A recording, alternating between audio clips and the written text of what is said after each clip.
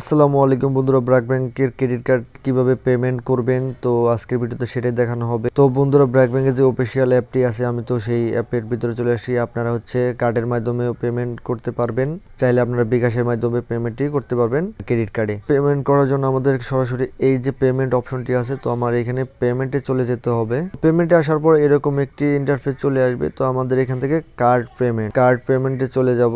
Card পেমেন্টে যাওয়ার পর যদি ব্র্যাক ব্যাংকের আপনার ক্রেডিট কার্ড থাকে তো এটা অটোমেটিকলি এখানে শো করবে। আর যদি আদার্স ক্রেডিট কার্ড থাকে তো এখানে আপনাদের এখানে সেভ করে তারপরে আপনি ওয়ান টাইম ভাবে পেমেন্ট করতে। আসলে যেহেতু আমার এখানে সেভ করা আছে তো আমার এখান থেকে একটি ট্যাব দিব। তো এখানে আমার কোন অ্যাকাউন্ট থেকে টাকা যাচ্ছে সে অ্যাকাউন্ট এটা। তো আমরা এখান থেকে যদি কম টাকা দিচ্ছেন তাহলে আপনাকে এখান থেকে আদার অ্যামাউন্টে চলে যেতে হবে। তো আমি এখানে আদার অ্যামাউন্টে চলে যাব। যাওয়ার পর আমি কত টাকা দেবো সেটা সিলেক্ট করে নেব।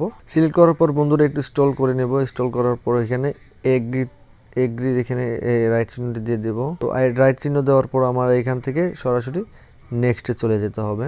নেক্সটে যাওয়ার পর এরকম একটি ইন্টারফেস চলে আসবে যে আমার সবকিছু ঠিক আছে কিনা এটা দেখার পর আপনি এখান থেকে শুধু কনফার্ম করে দেবেন। কনফার্ম করার পর আমাদের এই যে এরকম একটি ইন্টারফেস চলে আসবে, যেটা ডকুমেন্ট দেখাবে যে আপনার ক্রেডিট কার্ডে যে পেমেন্টটা হয়েছে সেটা দেখাবে।